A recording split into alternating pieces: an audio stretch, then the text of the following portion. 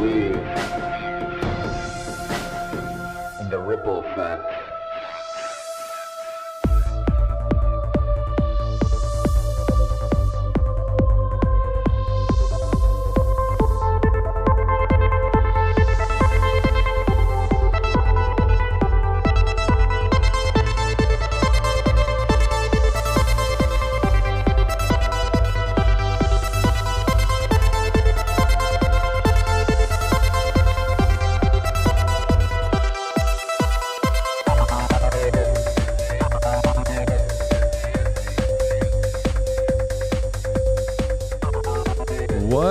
What's up? Another episode of Ripple Effect Podcast.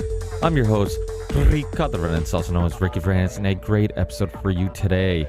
I got a bunch of these episodes. I'm trying to get them out quickly before I have way more recorded than I have released. But today is a guest that you're probably actually familiar with some of his work. He's an artist who is actually responsible for two of my newer designs, my shield crest type of logo with the lion on it, and then also the binary transhumanism type of design that was also released recently. And his name is Johnny Larson. We get into his whole life story, some of his inspirations and influences, and also many of his opinions and perspectives on some of the stuff that's going on in the world today. So it's a very fascinating discussion. And if you want to check out some of his work, go to the Ripple Effect Podcast merch.com or go to the Ripple Effect Podcast.com, click on support, and you'll find all the links to how to support the show, including the merch store. So check out the merch store, check out the designs that Johnny helped me out with. And also, if you're looking for a artist, for a business you're starting, for a podcast you're starting, for a band that you're starting, or just some shirts you want to sell, hit up Johnny. I'll put links in the show description to his link tree where you can find links to all his websites, his social media accounts, and much more. So check that out. And of course, as always, I have to remind you, this is a Value for Value show. If you get some value out of this discussion or any of the podcasts that I bring to you, please consider giving some value back. And it doesn't have to be financial. I know the world is crazy right now, and inflation and the price of everything is really high. Obviously, I'm dealing with all the same issues you guys are dealing with, so I can definitely relate. But rate the show, review the show, subscribe to the show on all the platforms you can find it, on all the video platforms, on all the audio platforms, and that will help. But if you're in a good financial situation and you can financially help the show, please consider doing so. If this show gives you some type of value in regards to helping you get through your day or has helped with learning something new, please consider giving some value back. We have a Patreon page. You can support us monthly, which is an awesome way of supporting the show consistently. And you can donate as little as $1 a month and be a part of our Patreon podcast, which is a podcast I do once a month with my Patreon supporters. I have a PayPal account if you want to donate via PayPal. I obviously have a merch store with hoodies, t-shirts, tank tops, mugs, all types of stuff. So please check out the merch store. I have a partnership with the University of Reason, which is a online university, online courses, which can help you get out of the everyday grind of working an unfulfilling job, or you can learn some new skills, or you can connect with a liberty-based community. It was created by Richard Grove. A lot of people have had tons of success with the University of Reason, so I highly recommend you guys checking it out. And just by signing up for the University of Reason, if you're at a crossroads in life and this is something that might interest you, sign up for the University of Reason, and doing so will help support the Ripple Effect Podcast. And also, another sponsor is Element Electrolytes. It's a electrolyte drink mix that you add to water. It's awesome for muscle fatigue. It helps with many symptoms that come from dehydration, like muscle aches, low energy, headaches, and much more. It's made with only premium ingredients, no artificial anything in it. It can improve your performance mentally and physically. It can give you something that tastes better than just boring water, and it's healthy. There's a lot of ways to stay hydrated. Most of them either don't have enough electrolytes to actually do anything, or they're full of artificial flavors and sugars and sweeteners. And just by using the link in the show description or the link on the rippleeffectpodcast.com, you will get a free gift with every purchase. So every time you purchase Element Electrolytes by using that link, which is drinkelement.com/ripple effect. You'll get a free gift with your purchase. So make sure to use the link on the website or the link in the show description. Or if you're watching the video version of this episode, typically when I'm talking about Element Electrolytes, you'll find the link on the screen. So plenty of ways to get that link, plenty of ways to support the Ripple Effect podcast. And that's it. Enjoy this amazing conversation, and I'll talk to you guys in the next one. Peace.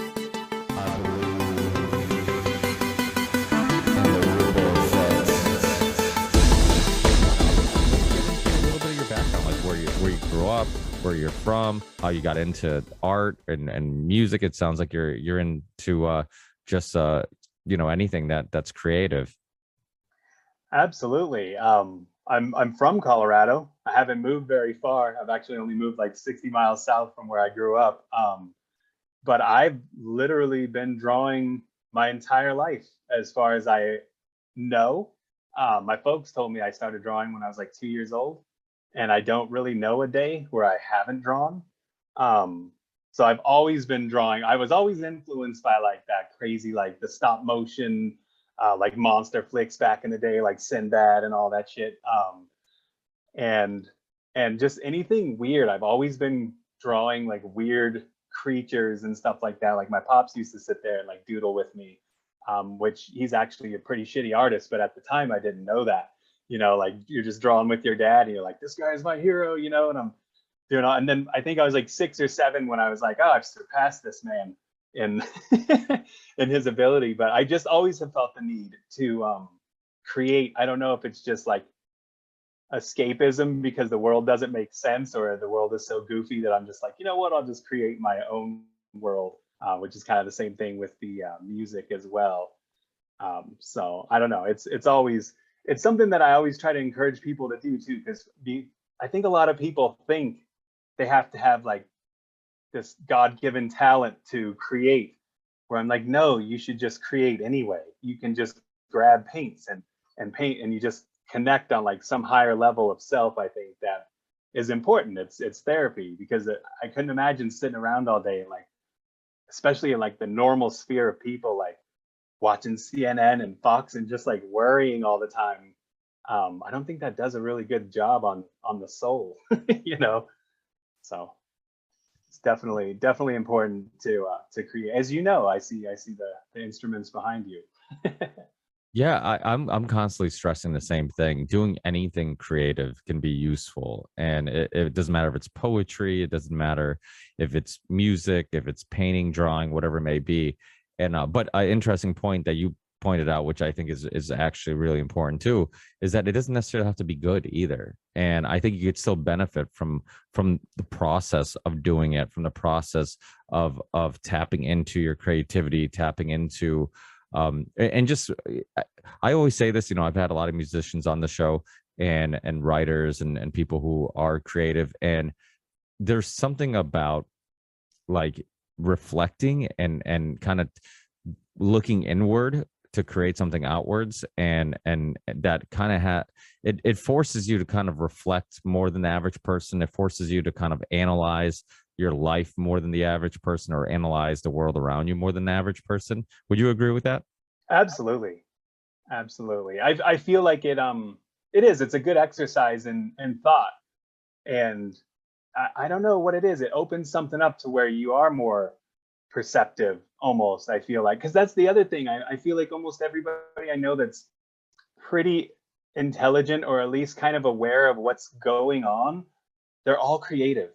They all do some sort of creation. And they're not all like, Dolly or like like just genius musicians or anything like that.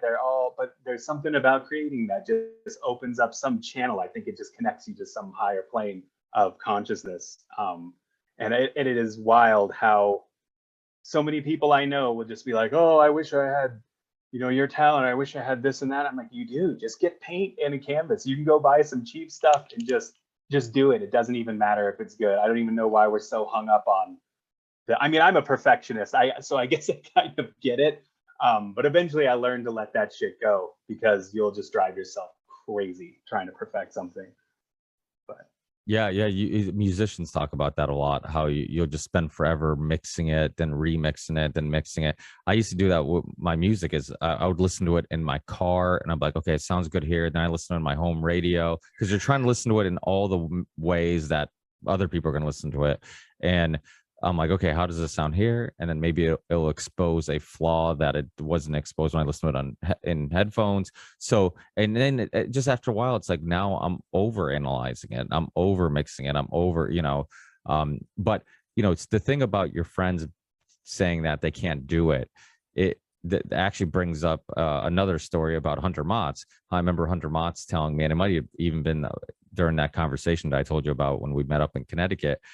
He was telling me about how there's a study where they asked a bunch of kids, I don't know if they started with like kindergarten or first grade, whatever it may be, and they asked like the kids, like, how many of you consider yourself creative, and like they all raised their hands. And as you went up the grades, less and less kids would raise their hand. And I remember discussing this with him, about how I have like this theory that we're all capable of creativity, but what happens is, like, as time goes by, it becomes something that society or the school system or whatever, the world tells you is a waste of time. So you kind of stray away from it and you stop doing it. It's like, okay, how about you spend more time focus on math or science or something that's going to get you a good job or what, those type of skills. So as time goes by, I think it's almost like we forget how to be creative, or the talent is lost, but I think we're all capable of it. Absolutely. Absolutely. I feel like the Prussian school system was made to just beat that out of kids. And it's true. And I was the opposite, where I just drew all the time in class, all the time. Even in work meetings now, I just draw. I also learn that way though, and I listen better if I'm like drawing while I'm listening to something. But it takes a lot of grit to totally channel out or like block out like the learning of school to just be like, no, I'm an artist.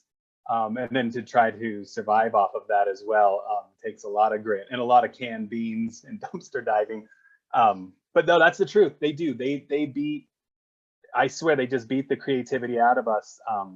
I really do think it goes back to the like creating like factory workers and the the obedient the class or whatever. Because if you're as creative as all of us are from a young age, I can't even imagine what the world would be like. Would it just be like a bunch of Teslas walking around, like like flying cars and all that good stuff now, instead of authoritarianism and whatever geo-engineered skies and shit like that? I don't know. It's really sad because I just can't even imagine all of the creativity that we're stifling by telling kids like, don't waste all your time drawing all that stuff. You got to get your math homework done and this and that. And I'm not saying that math isn't important, because that's some advanced creativity if you really want to get into that. But it is. You're absolutely right. I almost do feel like they beat it out of us, and they're just like, it's not important to be creative. It's like more important to eat and regurgitate these facts that we told you are facts, and don't question the facts, because if you question them, then you're a QAnon or something. Which yeah, which I think during the lockdown and during these times where it took all it took was a little bit of critical thinking skills to figure out what was going on, and or at least, not if you didn't figure out what was going on, to at least establish that you were being lied to about what was going on. And a lot of people who are really good at making money, they're CEOs, they have maybe high pressure jobs, they're engineers, they're doctors, whatever, and yet they couldn't see through it. And it kind of shows you like, okay, we've built a system where you can succeed within our guidelines, and within, like, we can make you successful. We can all you have to do is like basically just come to the conclusion that we're the authority. You just regurgitate what we tell you, and that's it, and you'll succeed, and have all the material stuff you want to be happy. And you saw it. Like, I would always joke around about like seeing somebody with a brand new Range Rover, or somebody with a brand new AMG Mercedes, or M5 or 7 Series BMW, and they're wearing a mask in the car by themselves, and I'm just like, this is crazy. Like, you can be really successful financially and be a complete dumbass. Like, intelligence is not required to make money or to be successful financially in our system. And you know, and that's the thing. But you know what's weird, right? And I have this like internal debate with myself about like creativity, because in a way I tend to believe being creative, and because I used to draw too, I'm very much like you. I'm actually quite disappointed in myself that my art teacher, like growing up, I never really liked my art teachers, and I think it kind of pushed me away from drawing and painting a little bit. I was never good at painting, anyways. I added color stuff, I'd ruin everything. It was like everything always looked better until I added color, and then I'd ruin it because I wasn't that good at that aspect of it. But I love drawing. I love drawing. I love shading things in. I like black and white pictures. And I used to, you know, in school, I always say I was never brainwashed in school because I didn't pay attention. So you can't brainwash somebody who's not paying attention. And I literally would just turn my papers over and draw. Like, I'm sure you have the same experience. Growing up being a metalhead, I would like just write logos of the bands I liked. I was a big Marvel comic guy, so I would like just draw the Hulk or draw, you know, whatever, just have fun drawing. And then when it was time to turn in my papers, literally my teacher would see nothing in the front, turn it around. It's like, okay, you know, it's one of these again. You know, he just spent all class just drawing. And so I didn't pay attention at all. And then I got out of it, and I kind of fell in love with music. And then music became my new pastime. And then, you know, I kind of neglected drawing, which is kind of what happened now with podcasting. Because of podcasting, I neglect music. You know, it's like you have like this new journey, this new adventure, and you kind of move on to that, and like it's just fun because it's new and it's a new thing to kind of get obsessive with. But you know, the thing is, creative people like and I'm making a short story long, but my point was that I feel like creative people like us, that is a great way, like being creative is a great way of seeing through the bullshit, because you're used to you know, analyzing things, reflecting on things. Usually you're kind of anti-authority, anti what everybody else wants to do. You go against the grain. But then you see so many musicians and artists who just fall right in line. And like, what do you think that is? That is the weirdest thing, and I've been trying to figure that out. That was like, I still Run the Jewels and Rage Against the Machine were charging like $600 a ticket or something like that a year ago, and I'm like, that kind of goes against Raging Against the Machine there, guys. Or like, I think Rage had like you had to be vaccine, or had to have the vaccination to like attend the show and stuff, and I'm just like, that is so weird.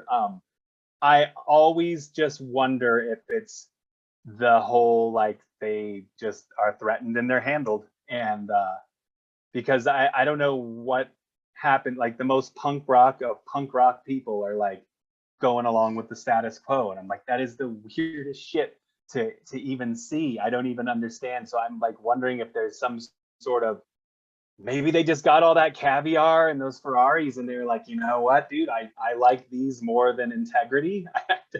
I don't really understand it though, because I know a lot of musicians and people, creative people who are insanely talented, that have worked with, even like in Hollywood, and have worked on some stuff like that. They never get picked up for a second project. And I'm like, I almost want to ask them, like, were you like presented this, like you had to do a sacrifice to Moloch or some shit and you turned it down? Because I really don't understand how some of these people that are super talented are completely overlooked, and then how, like you said, some of the people that are extremely talented at one point break into the industry, and then they just are little drones. Like, I don't know what it is, but I would almost imagine it's some sort of like threats or blackmail, or like or they're just so far gone and money is that awesome to them, I guess. I don't know. It's weird.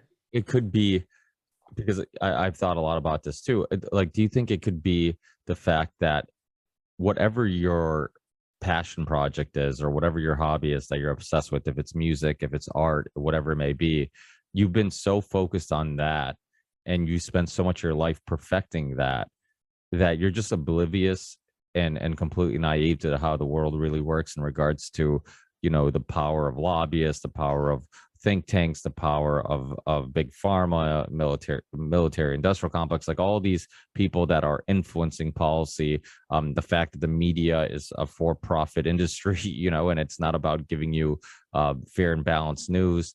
Like, do you think that might be a part of it? I mean, look at all the celebrities that have gone to Ukraine. It's like Right. Zoolander was there, like a bunch of people have been there, and it's like I don't like, you guys are all doing this thing thinking that you're doing the right thing for the right reasons, and you probably have very little understanding of the whole conflict. You very little understanding of the whole history, very little understanding of the Victoria Nuland tape with her basically openly getting caught saying that they're influencing the Ukraine elections. Like, how much of that are they even aware of, or are they I feel like artistic people are typically a little bit more in touch with their emotions, and emotionally you feel like these poor Ukrainian people, and that's the most important aspect of it, and maybe that's what's influencing picking a team, because it's like that saying, and I've been saying it a lot on the show, and it's funny because I think I just heard Joe Rogan say it too on a recent podcast, and he said he doesn't think it's true, but I think it is. It's when you're young, if you don't have a heart when you're young, if you're not a liberal when you're young, you don't have a heart. If you're not a conservative when you're old, you don't have a brain. And I think a lot of it is because when you're young, emotions and how you feel is really the biggest I guess motivator to the way you look at the world, or the biggest influencer to the way you look at the world. And it's like, oh, the liberal left seems like they just care about people, and that's what I care about. I don't really care about government overreach. I don't care about being taxed. I don't care about a lot of these other things, because they don't really affect me yet. And then as you get older, right, and then it's like all of a sudden now you're trying to raise a family, or you're trying to start a business or whatever it may be, and you realize like, oh crap, I'm getting taxed to death, or oh crap, like they're limiting my freedoms, or whatever it may be. So I think it's almost like our focuses and the things that are important to us when we're young change as we get old, True. like it's, or we're just a little bit less aware of those things, because I went through that transition where, like, when I was younger, and I don't like teams, and I never really labeled myself as a left or right or whatever, but when I was young, I connected and I felt like I understood the left more than I understood the right. I thought of the right as a bunch of rich white guys who only care about profit, or I looked at them as like super religious extremists, and just these old school conservative Christians. And I'm like, I don't connect with any of those people. Like, I'm a metalhead. I like art. I like people from different cultures. So I connect with the left more. And then when you get older, you're like, what do you mean my kid has to wear a mask in school? What do you mean I have to vaccinate my kids? What do you mean medical, religious exemptions are being removed? What do you mean, we have these curfews, like whatever, and or I have to pay taxes for this or taxes for that. It gets to a point where, like, now those are the issues that affect you a little more, or are the ones that are a little bit more important to you. So but and then you see old liberals, right, who, like, they still, but most of them are probably loaded, so they're like, I don't care if I get taxed, yeah, tax me more. It's like, so do you think there's anything to that? Absolutely. And actually, I might have to look at it that way, as far as like the musicians and actors, and I like that idea a little bit more than thinking that they've just sold out, or they have no soul. Maybe they are so involved in their work and stuff that they just don't pay attention, and they're like running off of emotions, to, like, because it is very strange. They all, like, the conspiracy theorist in me wants to be like, they're all controlled because they all lean the same way no matter what, all of the time.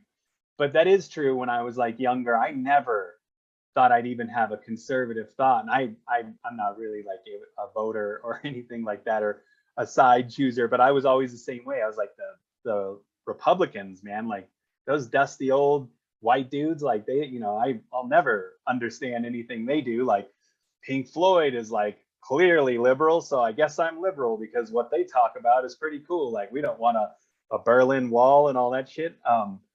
So yeah, I think that is true too, because as I got older, it was like the same thing. I kind of was forced to look into political people, politicians, bullshit artists, basically, and see what they're about and what like the and I'm like, man, I am kind of conservative in some ways, not the conservatives in DC, but I am like wondering why the fuck my taxes are going here, or like why are you trying to force me to wear a mask when I go somewhere, or why don't I have a choice in like I had a buddy that was forced into taking the vaccine to keep his job, and I'm like, there's no way in hell. I don't even care if I was making 200,000 a year. I'd be like, fuck you, I'm packing, I'm leaving. I'm not doing that. So yeah, I do think that especially when we're younger, we are more likely to run off emotion. But that's the weird thing to me, is it seems like a lot of the left, if there's as many quote unquote leftists that are the way that they appear to be on social media, because I don't even know how much of that is real. I'm sure a lot of it is bots, but there are some left leaning people I know who they just run on emotion. They do not. You can logically present an idea to them, or just have a debate, and they'll like freak the fuck out and not want to be your friend anymore. And I'm like, that is, I cannot figure out what happened. I don't want to believe that they've just been completely turned into pod people and just brainwashed or MK Ultra that hard, but it is really like it's people I knew who were very smart have in the last couple of years just flipped to like this my way or the highway shit, which I don't understand how that happened. Although I have a theory that it was Trump was used for 4 years to just beat the shit out of people's brains on either side of like he worship him or hate him to death. I think he just emotionally and mentally wore out so many people to where this shit worked really simply on a lot of people to just roll in. The Agenda 21 kickoff is what I've been calling it. But yeah, it is very strange. But like just as a normal person, when I was younger, I was more led by emotions and tended to lean, I guess, what we would call left, because it made more sense. It's like, yeah, like we should help people, we should be nice, and those Republicans are mean and they like take money away from people and this and that, and then you get older and once you've really woken up to everything, you're like, it's all bullshit, really. But they're good at, they turn this shit into team sports so perfectly, it's baffling. But luckily, all my friends and family, we can still talk shit to each other, and everybody's cool. Nobody has disowned anybody yet. It does seem, I have the same problem where it does seem like, not to generalize, but that the majority of people that I have a hard time having a disagreement with, that I feel like they get super emotional, and it's hard to just logically discuss our disagreements or thoughts or ideas or philosophies. It's people on the left. It seems like they get uber upset. It's like it's like, can we just have like, okay, we disagree, but can we just talk about it? Can we talk about why I think you're wrong, or why you think I'm wrong, and we can kind of figure that all out and try to get a better understanding of each other's positions.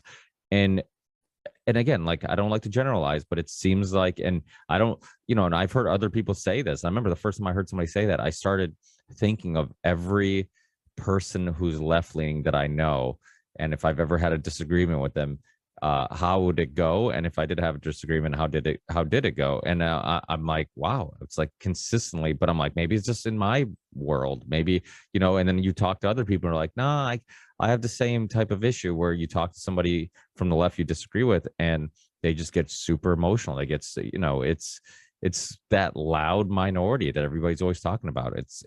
There's not, we like to think that there's way more of them than we think. A lot more transgender people, a lot more whatever it may be. And it's like these small little minorities, and it's like they're not, they're just really loud, but there's not that many of them. It's a small percentage, and I think there's a lot of people that do feel maybe the way we do, and they're out there. But again, it's just, it has become team sports, and there's very liberal things that I like. I mean, there's this idea. I mean, I get the idea that you grow up in a poor neighborhood. Like, you can't just tell every person who grows up in a poor neighborhood that wakes up to hearing gunshots, and that's a regular upbringing for them, to say, hey, just work really hard, stop being lazy. It's like, okay, maybe, but they're also a product of their environment. And if they don't have positive motivators, somebody to kind of instill a working habit, whatever it may be, then they're just going to be more of the same. They're just going to be in that same cycle. And how do you break that cycle? And those are discussions we need to have. People on the right will more typically say, well, just work your ass off. I worked my ass off. But I don't think it's always that simple, and it's not always that easy. And to get conspiratorial, I mean, there, you look at historically, it's seen, when you look at the history of eugenics, when you look at there's reason to believe that there are portions of the population that have been suppressed, and you can't disprove that. You can't ignore that. You can't disregard it and say like everything's fair and even and balanced and just work your butt off. I mean, I get the argument too that, and this is, it's just the way I think. It's always like, okay, I have this thought, and then I'm also trying to see from the other perspective, and I see from the other perspective that there's immigrants that come here. My parents being, just two that came to this country, spoke no English, had nothing, because they weren't citizens. They couldn't even take advantage of like any, welfare or anything like that. And yet, like, they worked their butts off, and they earned a little bit to eventually own a house and have a car and have these things. And so it is possible, but they all, but again, to contradict myself again, but they did have a environment of farmer ancestors who at least they instilled morals, they instilled good working habit, and so it's like, even though they came here with like what seems like from the outside looking in like less, right? Because it's like my parents were born in a house with no running water. I was born in that same house with no running water. They seem like material wise, they had very little material wealth, but they had other things. They had family, they had community, they had good influences, they had people who cared. Where you get somebody in America who lives in like, who's poor in America, it's a different type of poor, right? And it's the poor, like, okay, they're poor, what we consider poor here, they might not be as poor in regards to material wealth. Like, a poor person here might still have a phone, might still have a car, might still, whatever, but they might live in a really crappy area where everybody's selling drugs, and everybody's, that they have family members that are addicts or prostitutes or whatever. And so my parents didn't have to deal with surpassing that type of trauma, or having to get over that type of negative influences in their lives. So it's like, it's weird, because it's like we're really comparing apples and oranges, but a lot of people will use that comparison where it's like, I know this, these immigrants that came here and they worked their ass off and they got, I'm like, yeah, but did they were they raised by drug addicts or a prostitute mom or a whatever? I had Chuck Orcelli on not too long ago from the Orcelli Effect. It's a radio show, and I've been on his show a few times, and then I invited him on my show, right? And he's great guy, but he can be a little rough around the edges sometimes, right? He's just a little too honest, too, like he has this like Eastern America kind of attitude. You could tell that he's from the East Coast, with people I grew up with, from Boston or New York or whatever, kind of, they're not as sensitive, right? And he shares his story, and he talks about how his dad was a Vietnam vet who committed suicide. He talked about how his mom would, he was end up being raised, or a lack of being raised by his mom. I mean, I guess you call it being raised by his mom, but he was talking about how she would bring him to the bar, and just sit him on a stool, and he didn't know where she would go. He's like, he didn't know if she was a prostitute, he didn't know if she was doing drugs or what, and he would just be a little kid stuck at the bar, not knowing when his mom or if his mom was going to come back. So it's like, you look at that type of stuff, like that has a absolutely has a effect on who you become and what you end up doing or not doing. And it's like that, you can't really compare that to maybe farmers who came from a poor country but didn't have that type of childhood trauma that would negatively influence them. Am I making sense here? Yeah, you are absolutely. And I see that all the time where I don't even know, it's almost like the young right, they always like to talk about that, like, well, just work harder, this and that, blah blah blah, and I'm like, dude, you haven't been to some of these fucking hoods, dude. Like, people are, it can be pretty fucked up. And really, let's just be honest, this day and age, I think in the 70s and 80s, sure, maybe there was a little bit of an argument that, I mean, you could even go get a job at the grocery store and like afford a house back then. Whereas now I'm like, I don't know. Like, I know people with really nice degrees that work their ass off. They can't get a house. So the argument, like, oh yeah, they're just lazy. Like, all these people are just lazy. And it's like, dude, I don't even think you've seen, like you said, like their mom's a heroin addict, or maybe a drunk, or maybe the mom works 4 jobs to support the kids. So like the 10-year-old is raising the 7-year-old and the 5-year-old, and I don't know. It's very strange, and that's a good point, because I do feel like even in poor countries, there's a very good sense of community, and I think that can help a lot, a lot. People, I mean, I have a whole side of the family that's from Cambodia, and they went through the Khmer Rouge and shit, and they're tight, and they've been through they've seen some shit. Like, my uncle was buried alive, and he's one of the most jovial people I've ever seen. They had to like unbury him when the guards were distracted, and he's one of the funniest, nicest people I've ever met. And I mean, you want to talk about growing up piss poor in a fucked up situation, and he turned out all right. But again, they came here in the 80s, and they did work their ass off. And but like the sense of community, like, I feel like Americans have gotten pretty fucked up and narcissistic, to where in a poor area, if you had that community, if all your neighbors were still cool and like helping each other out and stuff, it might be a lot different. But I feel like everybody's like out, and you're on your own, kind of. And it's psychologically, it's just dishonest to act like, when people are complaining about not being able to afford a house or something, like some 25-year-old construction worker with a fucking MAGA hat is like, you just need to work harder, like get a better job. And it's like, I mean, there's people with degrees that can't even get good jobs. Now, they probably shouldn't have went and got a stupid degree. Maybe they could have got a degree that that pays well or something. But I don't know. It is weird. I think that's like the weirdest thing to me, is how everybody likes to cast judgment, especially based on their political affiliation. It's like the weirdest, most vapid shit to be like, I don't know, like those younger right wing guys kind of rub me the wrong way, the same way like the screeching blue hairs do. It's all like really weird, and it's intellectually dishonest, but I don't think they're intellectual. So it's a strange thing. It's true, because and some of these guys, these successful right wing guys, if they're young, a lot of times it's like it's old money. It's like you got inherited, some company or some investment or something. You didn't start from scratch, and maybe you did work, but you didn't start from scratch.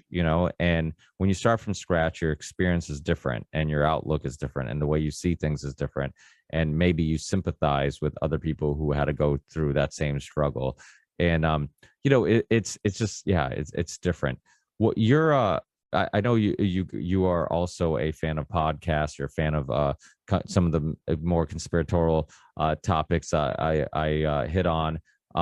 What like, what are some of your influences? Well, actually, I didn't even ask you about your art influences. What are some of your art influences? And then let's get into some of your people who influenced you in regards to documentaries or books or anything that really inspired you. Absolutely. I would say so. I had to think about this because a lot of the times I've just kind of floated through life like without thinking about my art. And I started doing art shows, and then people started asking me these questions. I'm like, shit, because they're like, why did you paint this way? I'm like, I don't know, because it looked cool. Then I learned all of the people with art degrees, you have to make up like this whole bullshit story. But this isn't actual bullshit. I would say my earliest influence, and I had to figure this out later. One of them was definitely Monty Python, because my dad would throw on Monty Python. I fucking hated it, but the Terry Gilliam cutscenes and stuff, his art is so bizarre. I got into that, and then like a lot of the album covers that my dad had, like the records, like Pink Floyd and stuff like that. But it was really like when I saw Dolly, and I was a Marvel kid, so like Jim Lee, his art, and Todd McFarlane really like struck me pretty hard with their line art and stuff like that. But like Dolly and Van Gogh, like when I really kind of was looking at their shit, I was like, okay, I like this. This is different, because I was always stuck on trying to draw stuff realistic, which I can do. I finally got myself into like being able to do photorealism, but then I'm like, we have cameras. What's the point of doing that? That's kind of boring. Let's stretch stuff and make shit weird. And it still gets me. It's weird because people will like still fawn over like photorealism. Like if I were to draw you and it looked completely realistic, like people be like, that's amazing, that's like the coolest stuff. But if I drew you like my way, with like your hand is a microphone, you got like a guitar body or something, like less people would like it. But I think people would, the creative types would appreciate the like interpretation, I guess you could say. So and then I also grew up, one of my best friends up the street, he's actually a very successful artist. We would just draw all the time, and so he was a huge influence. His name was Pete Duggins, or is Pete Duggins. He hasn't changed his name, and he still exists. So I shouldn't talk about him in past tense. But yeah, and it was like I said too, all those old stop motion movies, anything that was not reality really inspired me. Like even shit like Fraggle Rock and stuff like that. Like I don't know. So I grew up fairly unhealthy. I had a lot of health issues as a kid. I had like asthma, and I was always like in and out of the hospital. So I think to deal with that, I just escaped. Like I think I just created my own shit in my head, or would read X-Men and be like, yeah, I want to like live there. But those guys would accept me. My superpower is just an inhaler, but they would like me just fine. I hear they're redoing the 90s X-Men Fox show. I heard that. And I think I saw like some, I don't know, some of the drawings for what the characters might look like, and I'm like super excited because it looks the way I would hope it would look. It looks less cartoony and more realistic in regards to like just being like badass and kind of dark look. It doesn't look like it's as kid friendly as some of the other Marvel stuff, and I'm really excited because I could not wait for Saturday morning to watch those shows. I watched every one religiously. I remember going back and watching with my kids when I bought like the whole series on like YouTube, and we watched all of it, and I'm like, wow, this isn't nearly as good as I thought it was. And just like you're watching it on like a little crappy TV, and it's pixelated or whatever, but it now on like a high def TV, it really, if it's not, I don't know. I don't even know what you call it, what the process is, but how like some old stuff, they can kind of make it high def or make it look better. So, Right. and it's like they didn't do that with the series. So you go back and you're like, wow, this looks like crap. But I'm like really excited because I liked all of the adult themes that went with it, like all the the underlying. It was almost like everything was like a metaphor for what was going on now, or just in that present day. in regards to like just racism and discrimination. You could kind of see all that in, you know, being the mutants. And then you had the Malcolm X's, which is like, you know, Magneto, and you had like, Yep. you know, you had you know, the Professor X's, you know, which is more, maybe more like MLK, and more about like, hey, you know, we can all live together, we can all, you know. So it's like, it was interesting. And as a kid, you could, I love that aspect of it. It made me think and made me look at, and I guess I'm sure a lot of different comic books and cartoons do that. You know, I mean, I like Dragon Ball when I was growing up, but you know, I don't know if there was some underlining of deeper metaphors in that. Probably not, but it is X-Men for some reason always connected with me for that reason, because it was always like, I felt like it was more adult than anything else I was watching at that time for kids. And it, you know, I like that aspect of it. And was Marvel, your as a kid, was that like one of your favorite cartoons, something Marvel related? Yeah, yeah, absolutely. And it was for that reason. Like that's the funny thing you say that. With the X-Men, they did the most perfect job of diversity and inclusion and just having a good overall like moral story. Whereas I feel like now they try to like just force the woke into everything. Like they won't have a character who happens to be like gay or something. No, the character is gay. That's their sole identity. And then they write the story around it. And then they're like, why don't people like this? They don't like it because they're homophobes. And it's like, no, the story fucking sucked. You could write a good story and have any agenda you want to. It's been done for since the beginning of time. There's been propaganda or morals put in the stories, but now they try to just like force the main issue, like this character's whole identity is they're transgender. And like, so they don't like Chinese food. Like, do they have any personality? Do they like have jokes? Like everything about them is just their sexuality. That seems pretty fucking empty. Yeah, so I loved X-Men growing up, and like I said, just kind of being a sickly kid, and feeling kind of outcast in a way. I was like, oh, this is like this band of outcasts that like save the world and shit like that. So I've always really been into that, until recently. Like I tried to get back into comics a few years ago, and everything they're pushing out now is just garbage. It's so bad. It's all woke. Really? Yeah. Yeah, it's so forced. Like I say, if they did it well, it wouldn't even matter.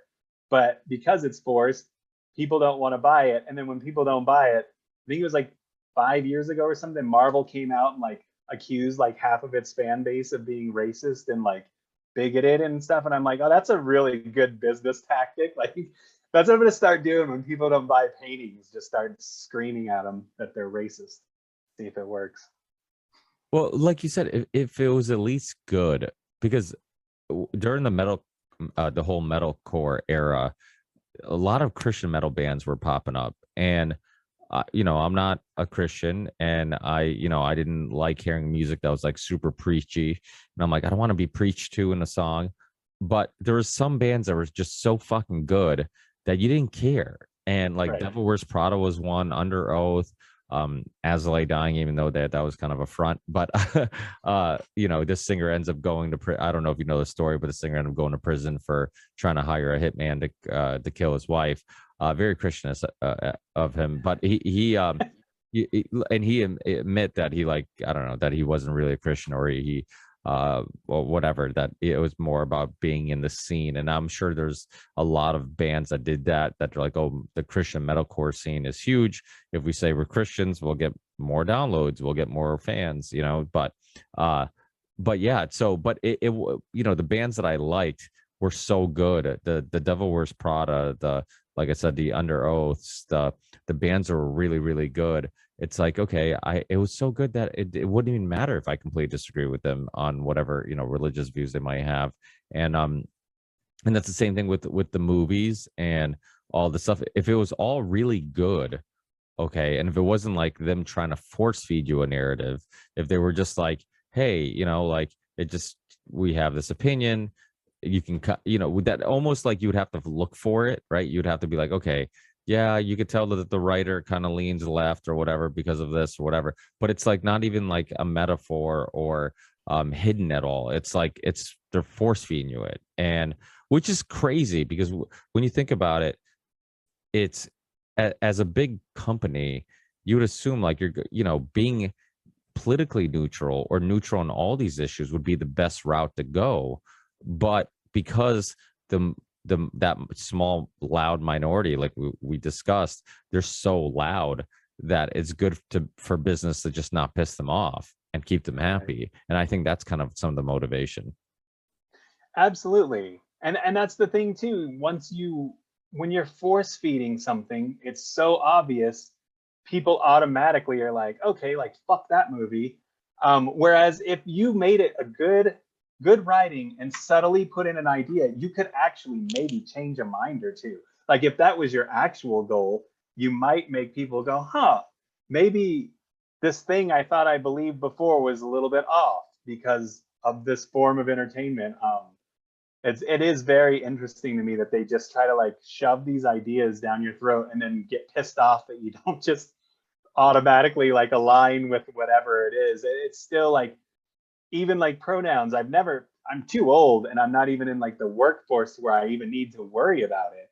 But I'm like, if I was around all that shit and I had to like learn this stuff, or all of a sudden I'm just this hateful bigot and I had to learn it in like 3 days. I'm like, man, I don't even know how to learn computer programs in 3 days, let alone this entirely new culture that doesn't really affect me. And that's what I always try to say. I'm like, I'm not going to go out of my way to like intentionally disrespect people and like call them the wrong thing or something. But at the same time, how am I supposed to know when you're like making up new pronouns and shit every week? Like, how am I supposed to know what you identify as? And more importantly, like, why does it even matter? Why don't we talk about something that's like important? Like, or let's just bullshit and talk about the weather or something. Like, I don't need to know your whole backstory if we've just met and shit. I don't know. It's very strange. Just the social engineering has been, honestly, I'm fucking impressed. As much as I hate how quickly they can do it, I'm impressed. I don't even understand how they can change reality so quick. Yeah, it's interesting. It's weird because being a outsider, being a somebody who feels like they don't fit in, that's something that like people like you and I we can relate to. And but like I wouldn't want people when I felt like an outsider to embrace whatever crazy idea I had at the moment and not be like, hey, you're lost, you're confused, you feel like you don't fit in somewhere, and just give it time and keep soul searching and you'll find your place. And or it's just okay not to fit in, that's okay too. But what happens is like now not fitting in, you don't know if it's organic or not, right? Like, so it's like, okay, am I trying to go against the grain or be different because I'm truly lost and soul searching and I don't feel like I fit into any of these other groups? Or am I doing it because it gets me attention and it is my attempt to fit in, so like saying I don't fit in is how I fit in, which is seems insane, but it seems like that's kind of what's happening.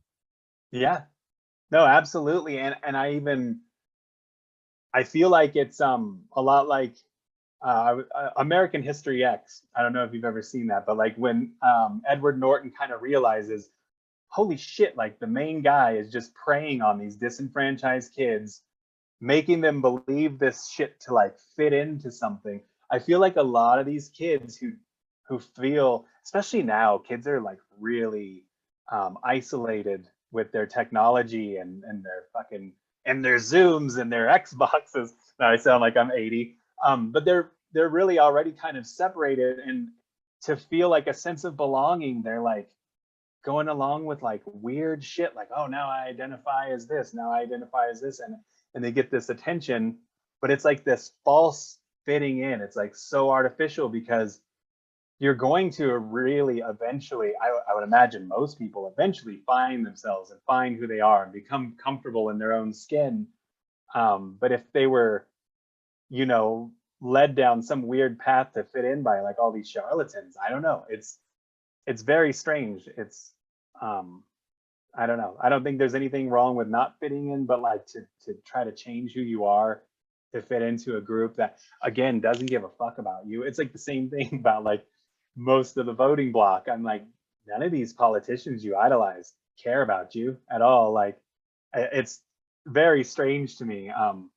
People like with this political climate cutting off good friends, like people will cut off people who help them, they lent them money to pay rent, or they helped them move, or they like helped them through a hard time, but then they voted the wrong way 4 years later and now no longer they're worthy of being your friend. You know, it's the weirdest thing I've ever seen. But I don't know. It has to eventually all come to a head, or we'll just be walking around with a bunch of just zombies that can't think and will rule the world, whatever's left of it. The thinkers, the 26 of us left. Yeah, it's weird. Like I want to believe the same thing, that it has to end at some point. Like we have to eventually realize like this has gone too far. You know, when every kid has blue hair and is, you know, doing TikTok saying that right now he doesn't know what he is, and to you know, in 5 minutes he could be a girl, in 10 minutes he could be a boy, and gender doesn't exist and all this other stuff. And it's like, okay, you know, it's getting a little insane, and I hope that it just gets so insane that eventually, you know, we do end up having just to snap out of it, you know. And but it could just keep getting worse, and eventually we download our, you know, our consciousness into robots, and you know, we just decide that what is a human, what is a girl, what is a boy, this is human, let's just live in a robot. And I have faith that I feel like human interaction, and like we're saying, the importance of community are going to be, it's so deep rooted in our DNA that regardless how far we get from the natural world, we'll never adapt to some new synthetic world the same way we connect in the natural world, and something will feel like it's missing. And even if it's maybe not the majority, some minority of civilizations going to resist the next step of humanity, and hopefully say like, hey, you know, like this isn't natural, this isn't fulfilling, this is not we're not going to be happy. And it's like living a illusion almost, you know, with just machines and, you know, digital stimulation to keep you satisfied for a little bit of time, but it's not as fulfilling as actual human interaction and connection and friendships and family and community and all those things. So it's hard to tell which direction we'll go, but I try to be optimistic, and I like to believe that that desire, that need for community is too strong to eventually get the majority of us to I guess accept the next transition in humans. Right. Right. And that is a weird thing. It is it human interaction is so important. And I even growing up, all of my friends and I mean, I almost my folks always thought I was going to be a lawyer because I love to argue. I just love to argue with people, not in a shitty way though. I love to debate. That's how I've learned half of the things that I've learned, is by like talking to someone who has a firm stance on something, and we have an argument and a disagreement, and then they point some stuff out that I never thought of before. It's like, wow, that's pretty interesting. And I think these kids who are just like at picket lines, like fucking yelling at the other side and like have made the other side as my enemy, they have to eventually, I would hope, come to the realization that we can all kind of meet in the middle somewhere and learn to live together. Because I can't imagine being like a kid right now, like in their early 20s, who thinks like half the country is fucking Nazis. Like, and they really believe that, which is even weirder. And I always went out of my way, I still do to this day, anytime someone seems to be that hard line of a stance that I disagree with, that thinks that I'm like somehow the enemy, I will try to do something to show them like, dude, look, I don't have an actual problem with you. We can argue online. I disagree with you, and I'm going to say some snarky shit because I grew up around people. We were just assholes to each other. That was like how we showed endearment. So I'm going to be snarky and stuff, but like, I'm just going to show you, like, if you need help, dude, there's people there that'll help you. There's people there that disagree with you that will actually go out of their way to help you. And you're going to be way more well-rounded as a human being if you can accept some people don't think like you do, and you might learn some shit from them. And almost everybody out there that votes the way you don't want them to isn't trying to kill you. They don't want they don't want to see your demise, this and that. The far left and far right, as we call them, are very, very far and few in between. And I don't know. It is I don't know. Now I'm just rambling, but it just drives me crazy because every day I get so disappointed with like some of the stuff I see in humanity, and then I have to realize, well, that's online. I don't even know if that shit's real. Like, I'll listen to you, or I'll listen to a lot of people, Last American Vagabond, Slow News Day, shit like that. And it's kind of funny sometimes because you're like, man, is it like completely hopeless? But it's not. You know what I mean? I don't know when we're going to come to a head where things like change for the better or worse, but I can't imagine like keeping this trajectory for too long because people can't even afford to drive to work right now. And it's like, isn't that more important than like whether or not you fucking hate Joe Biden? I mean, shouldn't we all try to figure this shit out, maybe? And maybe look to the so-called leaders who are stringing us along and fucking us over on every turn. I don't know. Yeah, you figure all these issues we're having now, and everybody disagree, or all the disagreements we had before, like now we can come together and say, hey, we're all basically getting screwed by the system, so let's all come together. And even though we disagree on this cultural issue or that cultural issue or whatever, we're all paying more for gas, like you said. We're all inflation is going up on food, on everything, and most of us aren't getting more in our salary. So how about we all come together and realize, like, okay, maybe we're not the enemies of each other, but the people making those decisions that are screwing us are the enemies. But again, the media and politics are so good at divide and conquer that, again, the abortion issue, the whatever issue you can come up with, like they'll just keep force feeding us the issues that keep us divided, so then we don't focus on the things that we have in common and the things we have, the similarities we have. So it's yeah, I mean, that's why I love Ryan from Last American Vagabond. I mean, he's always kind of he's never really looking at the service level stuff. I actually just had Ryan on my last episode. I didn't release it yet because I'm so behind, but it's unfortunately, like the rest of you guys, I am also working a full-time job trying to pay for gas. But it's it's one of those things where Ryan and I also talked about how shows like Jimmy Dore or Dave Rubin, they have interesting guests. Sometimes they have interesting takes on things. They have some interesting news that they report on or share, but a lot of it is like surface level stuff where it's like you're talking about, like, politics, and it's almost like you still believe in the political system.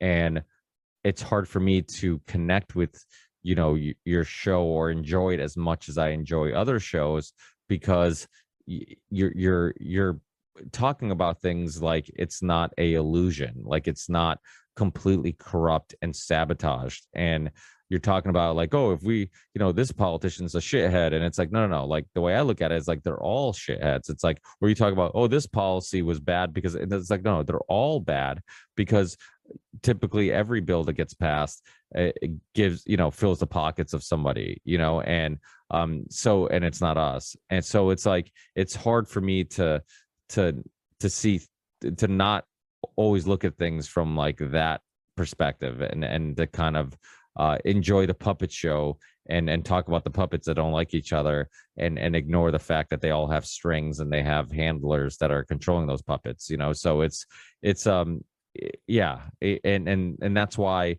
shows like, I think, Ryan or myself or Corbett, like they're always going to be an audience for those people, but they're never going to blow up to the point where you get a Dave Rubin or a whoever, I guess the equivalent would be on the left. Maybe it is a Jimmy Dore, where people kind of know, like, oh no, he picked a team. Like, okay, he has a team. I'm on that team, so I support him. It's like when you're homeless, politically homeless, and you're saying like, hey, I'm not going to join any of the tribes, and I might agree with you on this issue or agree with the other, party or ideology on another issue, but I'm not going to plant my flag anywhere because I want to be open minded to looking at things from all perspectives.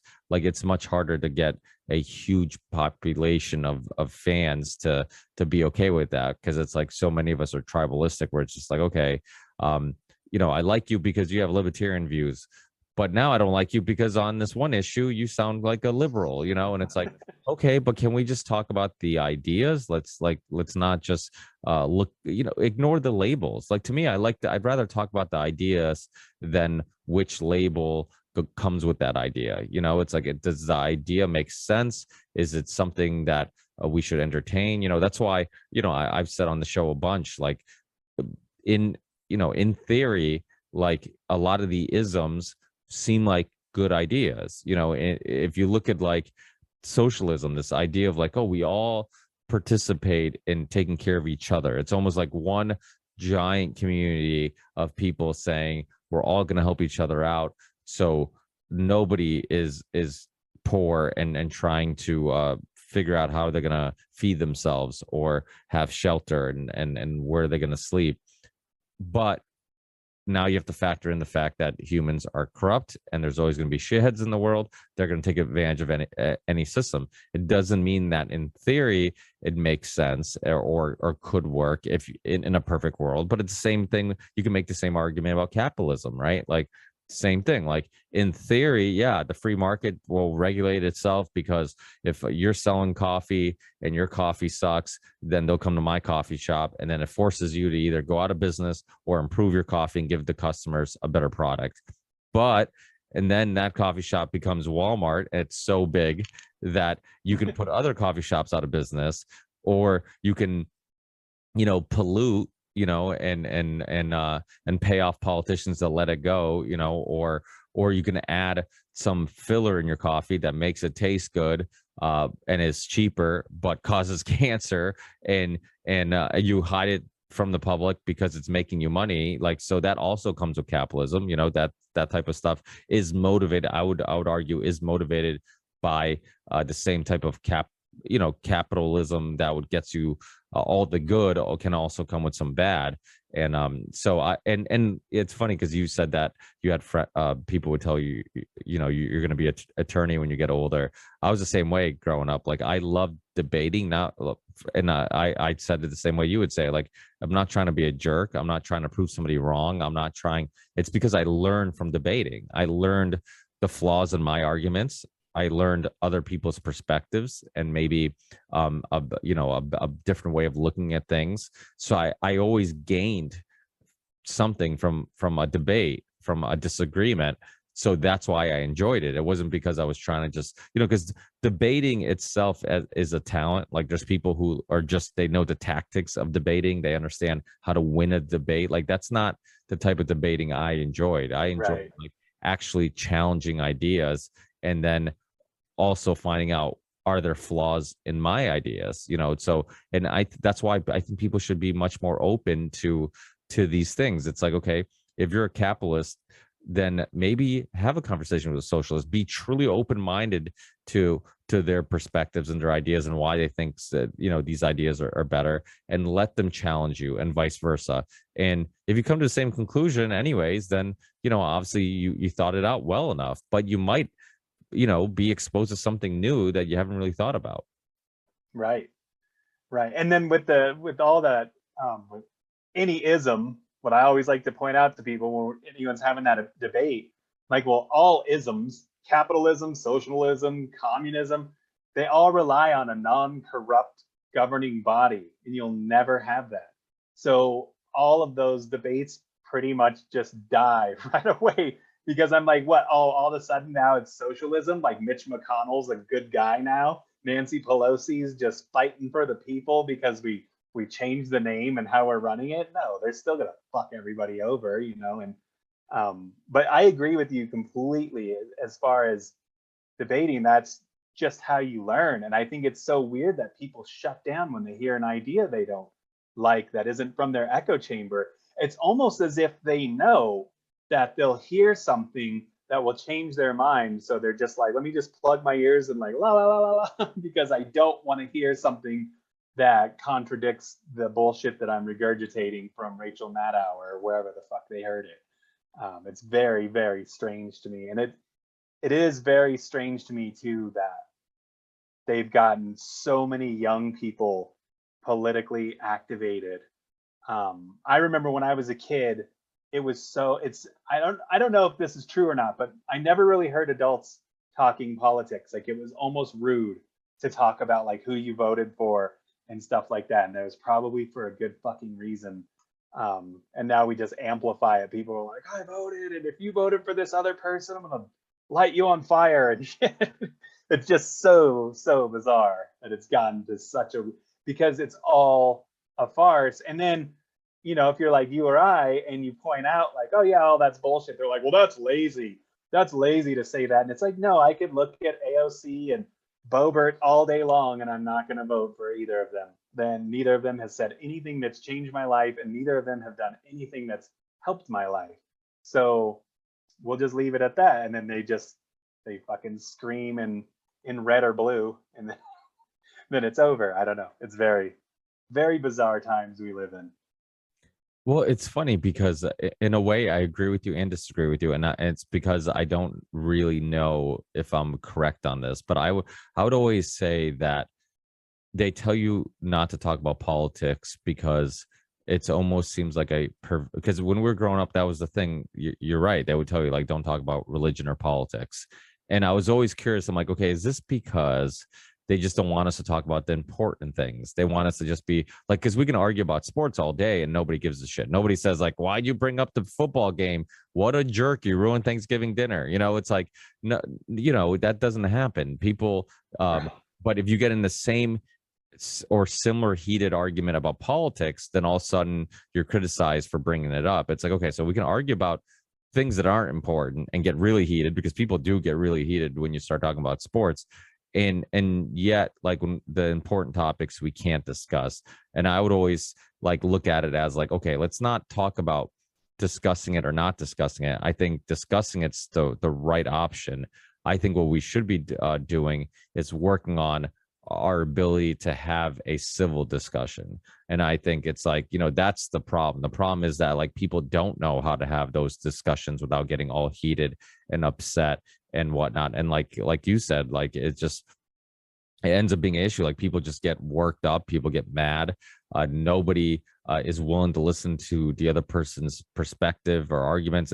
Everything becomes a pissing contest where it's just like, who's gonna it's about proving the other person wrong or right. You know, it's, you know, I compare it to like those old school atheists versus like Christian debates. It's like, you know, after those debates, you never had a Christian person leave the debate saying, you know what, I was wrong. There isn't a God. And, you know, you really helped me see that, you know, and vice versa. You don't get the atheist person saying, you know what, now I believe in God. Because it's like, no, it's like they both know that they're there for one task, and that's to prove the other person wrong, or at least make them look wrong and put up a good argument.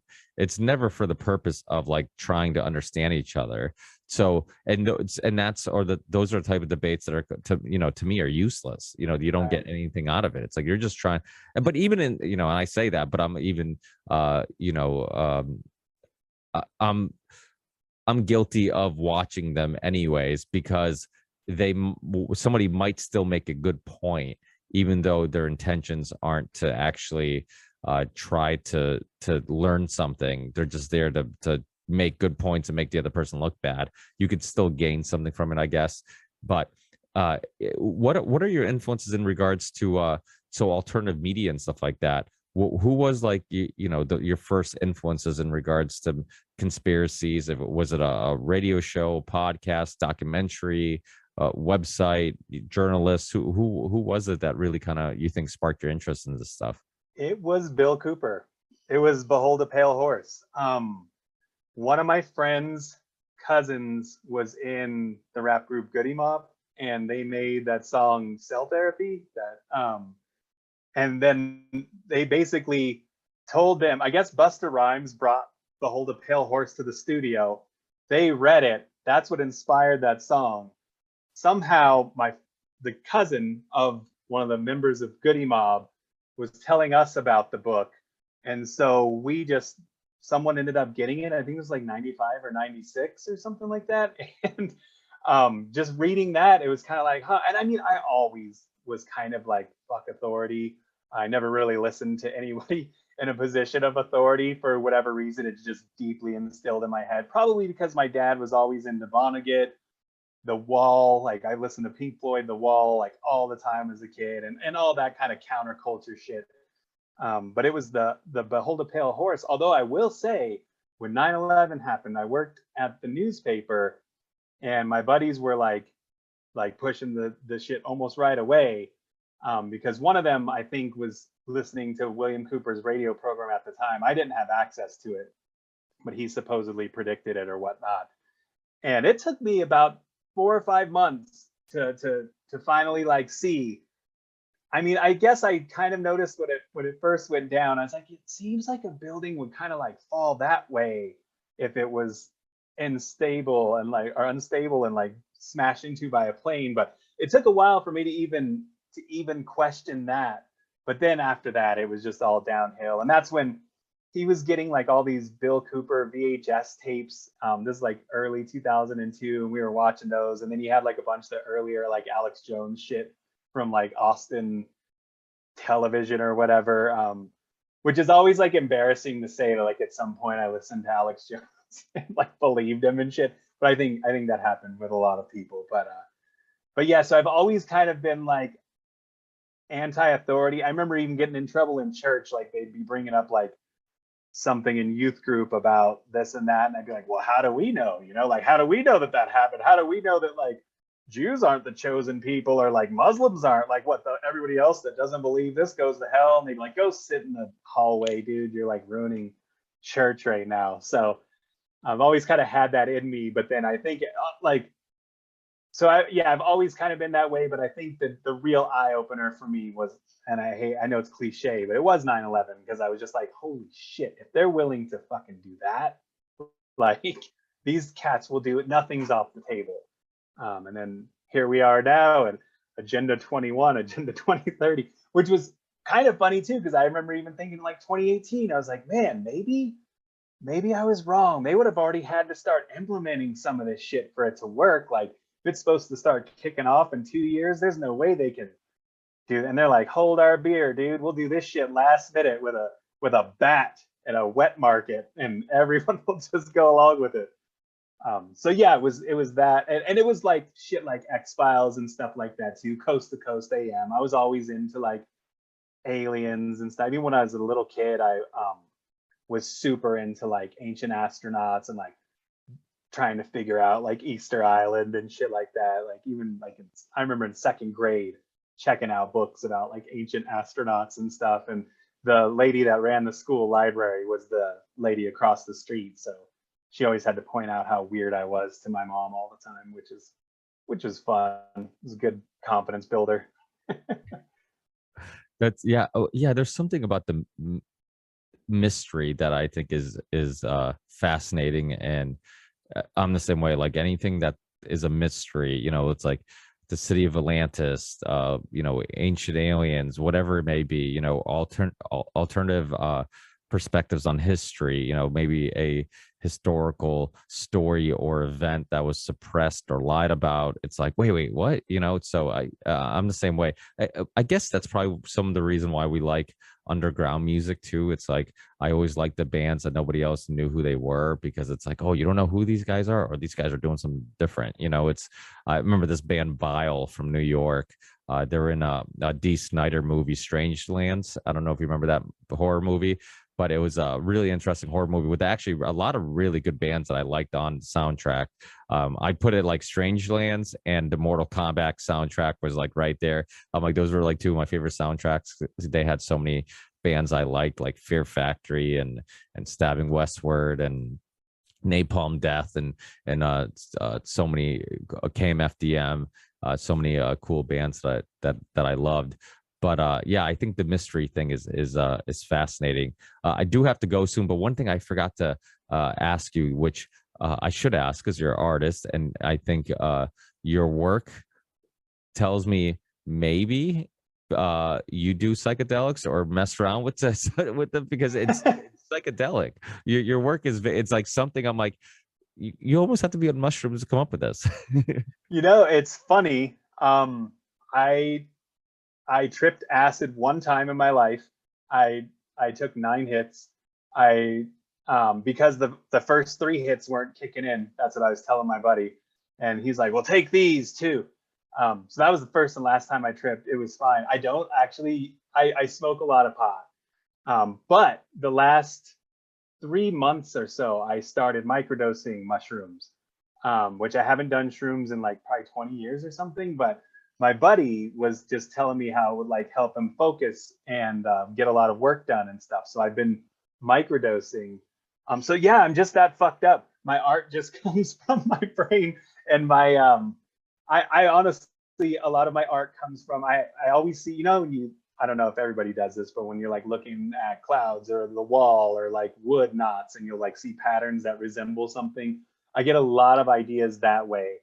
Like I'll just kind of start sketching something out and then I'll be like, oh wow, that kind of looks like the side of a head. And then I just draw that and then I'm like, oh, that looks like the stump of a tree. And then like a tree happens. And so yeah, like a lot of people, even when I was younger and I didn't even do drugs, like a lot of my teachers would pull me out of class because of my art and be like, what are you on? Or my pupils would dilate too because I was on a lot of asthma medication and they always thought I was on drugs. But I've sadly I only smoke weed most of the time. I'm not I'm just that weird. How's your asthma now? Is it better? It is. Yeah. So my brother-in-law, he's a big hockey player, and he has asthma, and he's always used an inhaler. And I was telling him about the Wim Hof method, the breathing technique, and I'm like, you should give it a try. I'm like, I'm telling you, it works. I do it all the time. My cardio is like, I can't even believe it. I'm like, it's like I've been training cardio every day. All of a sudden, I have like all this endurance and whatever. And he's like, yeah, I'll give it a try. He gave it a try. He's like, it was the first time he ever played hockey without having to use an inhaler. And so I'm curious if it's something you've tried or at least entertained. It is, yeah, and it was funny too because another thing I noticed, I was a severe alcoholic for a while, and I'm like 11 years sober now. But when I quit drinking, I started looking into like alternative health and stuff like that. So besides changing my diet a lot, that method works insanely well. And I also noticed once I stopped using my inhaler, I kind of like forced myself to stop using my inhaler. I got better. So I was like, I mean, imagine that a pharmaceutical made me dependent on it. And once I weaned off of it suddenly and started doing the deep breathing techniques and stuff like that and eating better, all of a sudden now I can breathe okay. Enough to where I'm still just smoking weed to my mom's chagrin, I'm sure. She's all Well, those hospital visits and now you're fucking smoking bongs, you piece of shit. I know that's what she's thinking. that's hilarious. So for people listening, I do typically put links to your website in the show description. Anyways, I've told people in the past if you're looking for a artist for anything, right? Like if you basically do a little bit of everything. But if you want to let people know, the type of stuff you could possibly help them out with. Also, the best way of contacting you, your website if people want to see your work or anything like that. Yeah, absolutely. I've been doing a lot of graphic design lately as well, like logo design for people. I also specialize. I do a lot of like weird tree art that people are really into. You'll have to check it out on my site. And I also can tackle almost anything. I've kind of forced myself um, to just try to do it, so long as it's like enjoyable. But as far as illustration, design, fine art, and you can contact me through johnnylarson.com. It's spelled exact. It's like Johnny Carson, but with an L. And that's my website. There's also my link tree is Johnny Larson, which has links to everything else, my Patreon and stuff like that. I'm trying to get people to look at my Patreon because it's only like $1 a month. The only reason is because I make myself draw like 5 things a week, and I think it's really weird and enjoyable, and it's pretty damn cheap if you want to look at some weird art. But other than that, yeah, johnnylarson.com is definitely the best way to reach me. I've got my music on there as well, which is kind of weird and fun. And yeah, I don't know. It's a new venture for me. I always did it for fun. But the last couple of years, I've decided to make it a business, and it's been a lot of fun working with people like yourself and other people that I really enjoy. Yeah, I love the logo that you helped me out with perfecting and putting together that well, both of them actually, the lion shield logo, and then also the binary code logo.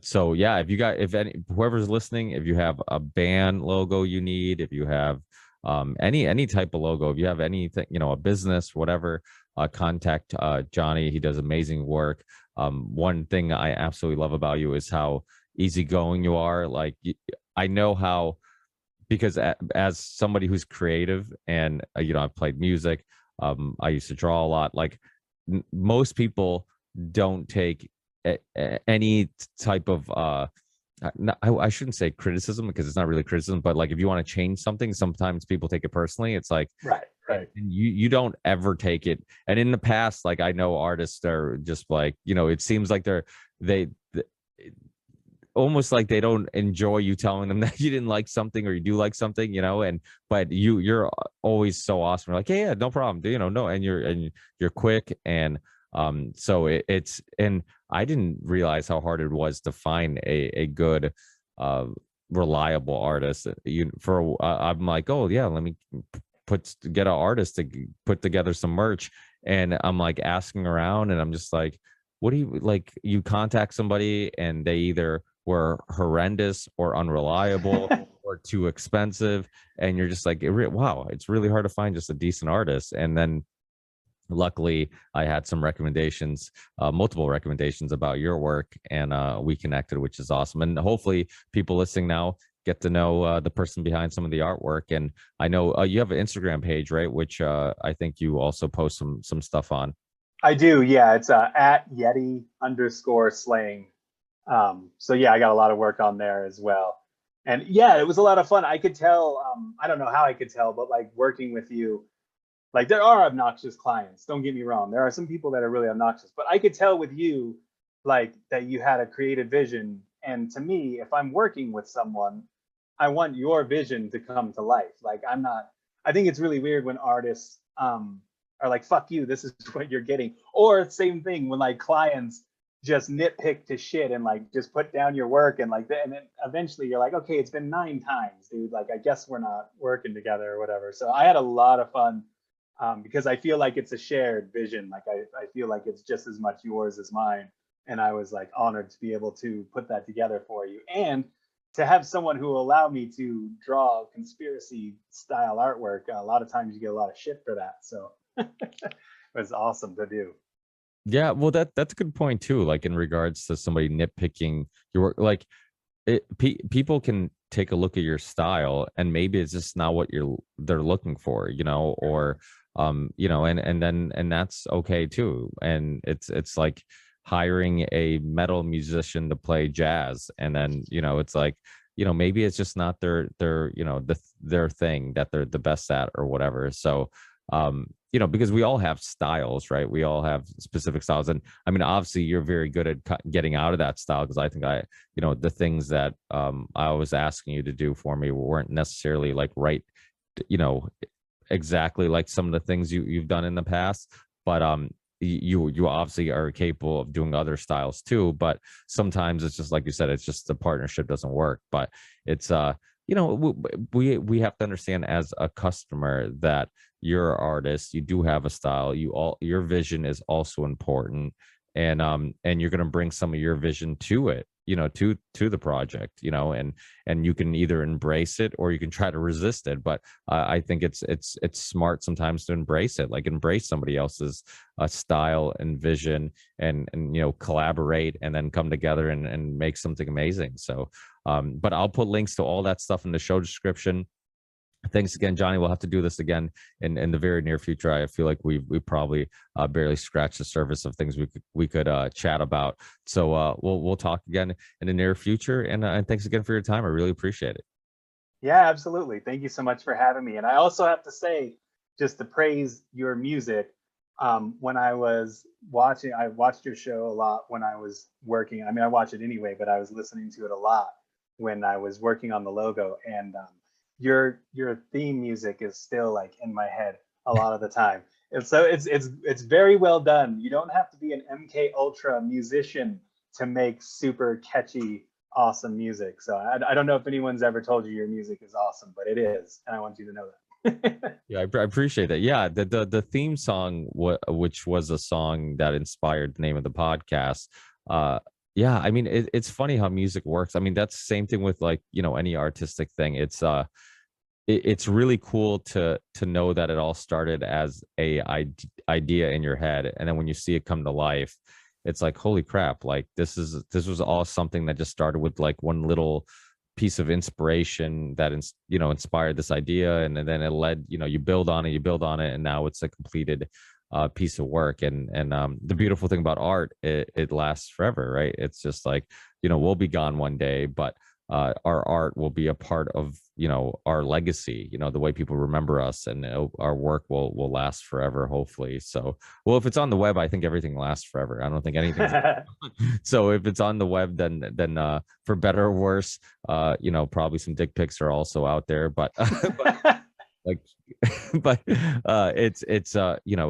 last forever, which is pretty cool to think that, like, some of our ideas and our art will change as we change with age. So it's like we're almost archiving our whole life journey, so which is pretty badass. So but thanks for the compliment, Johnny. And so yeah, let's do this again in the near future, and I'll send you links to this show once it's up and live, and feel free to share it or post it anywhere you would like. Perfect. Sounds great. Thank you so much. Hey, thanks, Johnny. Take care. Have a great rest of the night, and we'll talk soon. You as well, brother. Take care.